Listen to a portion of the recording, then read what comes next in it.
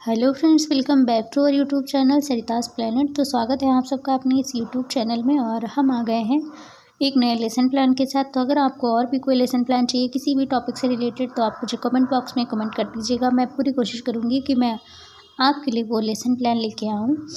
तो आप लोग मेरे इस चैनल से जुड़े रहिए। अगर आपको लेसन प्लान या बीएड का कोई भी कार्य है जो चाहिए तो आप लोग मुझे कमेंट बॉक्स में कमेंट करके बता सकते हैं। जो भी प्रैक्टिकम वर्क है वो मैं आपको यहाँ प्रोवाइड कराने की पूरी कोशिश करूँगी।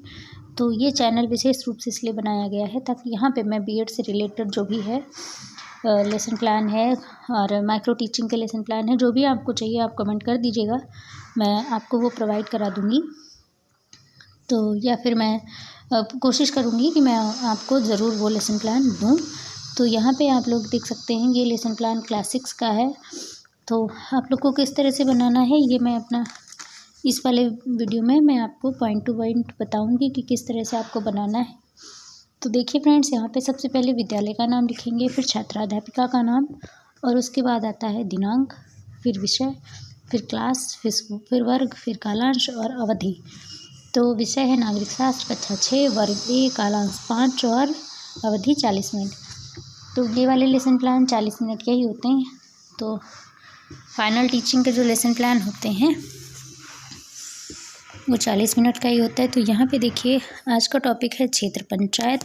सबसे पहले सामान्य उद्देश्य लिखेंगे। आपने बहुत सारे लेसन प्लान बनाए होंगे जिसमें सामान्य उद्देश्य लिखा होगा। तो यहाँ पे सामान्य और विशिष्ट उद्देश्य पूर्ववत रहेंगे।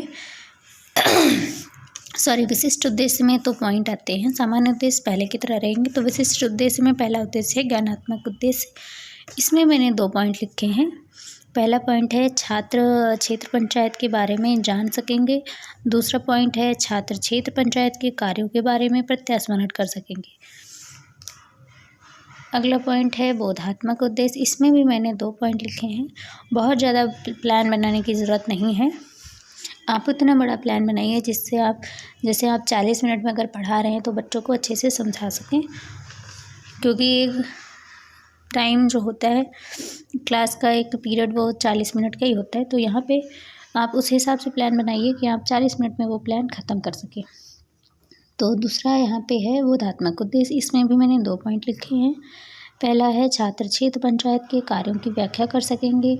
दूसरा है छात्र क्षेत्र पंचायत के कार्यों को अपने जीवन में प्रयोग कर सकेंगे। तीसरा पॉइंट यहाँ पे आता है अनुप्रयोगात्मक उद्देश्य।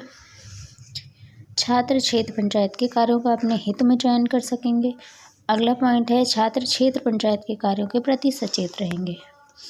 यहाँ पे सहायक सामग्री है, ये कटा हुआ है, ये गलत लिख गया था, इसलिए आप लोग सहायक सामग्री की हेडिंग डाल के ये वाला लिखिएगा। श्याम पर चौक, डस्टर, पॉइंटर, चार्ट, अन्य शिक्षण सामग्री। आपके पास जो भी ये सामग्री हो वो आप लिख लीजिएगा। मैंने तो ये मेन तो यही होता है, श्याम पर चौक, डस्टर, पॉइंटर, चार्ट, अन्य शिक्षण सामग्री, और क्या होगा यही होता है। तो यहाँ पे सहायक सामग्री में ही लिखा जाएगा। उसके बाद आता है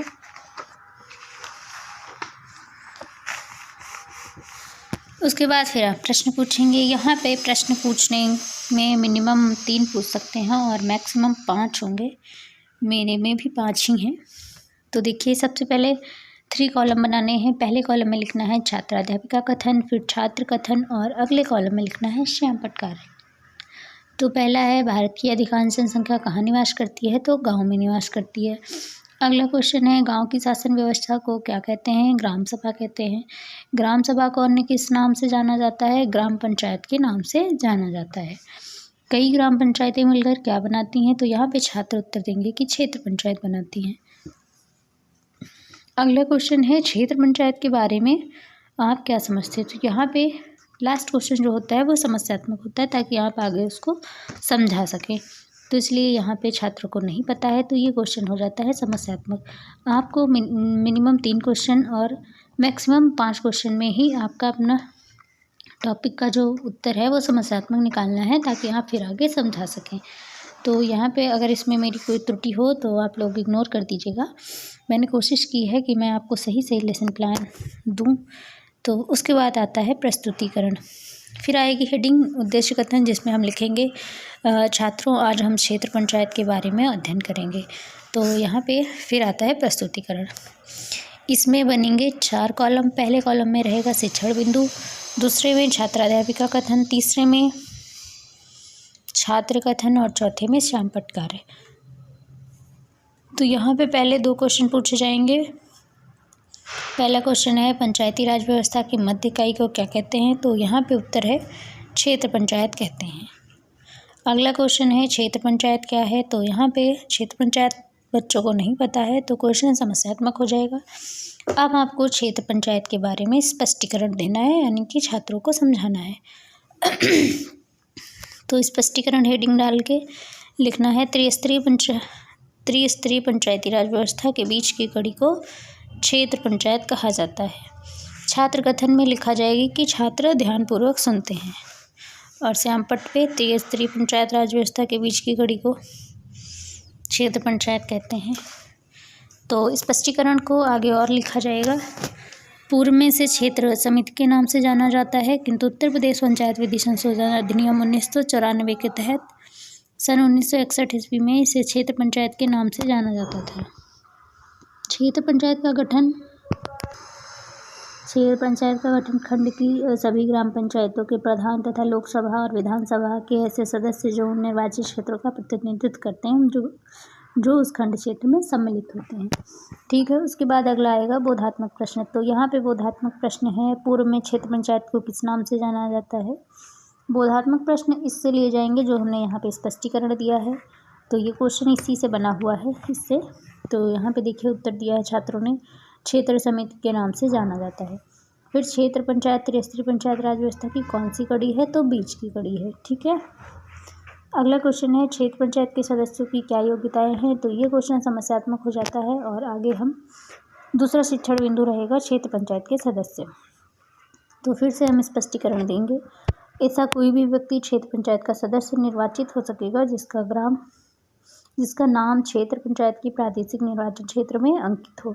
और छात्र जो है वो ध्यानपूर्वक सुनेंगे। और श्यामपट्ट कार्य में आप ये लिख सकते हैं, क्षेत्र पंचायत का सदस्य बनने के लिए 21 वर्ष की आयु पूरी होनी चाहिए। ये स्पष्टीकरण में बताया गया है। तो यहाँ पे देखिए, वह 21 वर्ष की आयु पूरी कर चुका हो एवं किसी लाभ के पद पर ना हो। क्षेत्र पंचायत का कार्यकाल 5 वर्ष का है, किंतु आवश्यकता होने पर राज्य सरकार उसे 5 वर्ष से भी पूर्व में विघटित कर सकती है। क्षेत्र पंचायत के निर्वाचित सदस्य में एक प्रमुख, एक उप प्रमुख तथा एक कनिष्ठ प्रमुख चुनते हैं। क्षेत्र पंचायत का प्रमुख प्रशासनिक अधिकारी खंड विकास अधिकारी यानी कि वीडीओ होता है। ठीक है, अगला आते हैं बोधात्मक प्रश्न। क्षेत्र पंचायत का कार्यकाल कितने वर्ष का होता है, तो यहाँ पे क्षेत्र पंचायत का कार्यकाल 5 वर्ष का छात्र उत्तर देंगे, और आप श्यामपट्ट पे लिख सकते हैं 5 वर्ष। क्षेत्र पंचायत का सदस्य बनने हेतु कितनी आयु होनी चाहिए, तो 21 वर्ष की आयु होनी चाहिए। श्यामपट्ट कार्य में 21 वर्ष लिख सकते हैं। अगला क्वेश्चन है 5 वर्ष से पूर्व क्षेत्र पंचायत को कौन विघटित कर सकता है, उत्तर है राज्य सरकार कर सकती है। ठीक है, फिर अगली हेडिंग रहेगी श्यामपट्ट सारांश। तो आप श्यामपट्ट सारांश में जो आपने श्यामपट्ट वाले कॉलम में लिखा था वो यहाँ पे पॉइंट टू पॉइंट लिख सकते हैं। पहला पॉइंट है त्रिस्तरीय पंचायती राज व्यवस्था के बीच की कड़ी को क्षेत्र पंचायत कहा जाता है। और अगला पॉइंट है पूर्व में क्षेत्र पंचायत को क्षेत्र समिति के नाम से जाना जाता है। अगला पॉइंट है क्षेत्र पंचायत सदस्य बनने हैं तो 21 वर्ष की आयु होनी चाहिए। इसके बाद अगली हेडिंग आती है निरीक्षण कार्य। निरीक्षण कार्य में छात्राध्यापिका द्वारा कक्षा में घूम घूम कर निरीक्षण किया जाएगा तथा छात्रों के व्यक्तिगत तथा सामूहिक समस्याओं को हल किया जाएगा। फिर अगली हेडिंग आती है मूल्यांकन प्रश्न। इसमें आपको 3 से 4 क्वेश्चन पूछने हैं। तो पहला क्वेश्चन यहाँ पे है क्षेत्र पंचायत की स्थापना किस वर्ष में की गई। अगला क्वेश्चन है क्षेत्र पंचायत का कार्यकाल कितने वर्ष का होता है। अगला क्वेश्चन है क्षेत्र पंचायत सदस्य बनने हैं तो कितनी वर्ष की आयु होनी चाहिए। उसके बाद आपको हेडिंग लिखनी है सुझाव।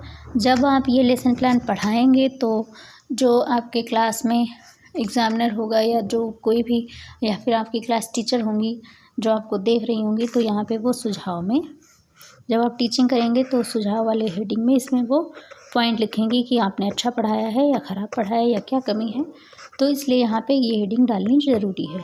तो आपको मेरा ये लेसन प्लान कैसा लगा कमेंट करके बताइएगा। और अगर आपको ये मेरी वीडियो हेल्पफुल लगी है और वीडियो पसंद आई है तो अगर हेल्पफुल है और आपकी ज़रूरत की है तो आप प्लीज़ मेरे चैनल को सब्सक्राइब कर दीजिएगा और वीडियो लाइक कर दीजिएगा। और अगर आपको कोई और भी लेसन प्लान चाहिए तो कमेंट बॉक्स में मुझे कमेंट करके बता दीजिएगा। तो चलिए फ्रेंड्स, मिलते हैं नेक्स्ट वीडियो ब्लॉग में। तब तक के लिए बाय बाय।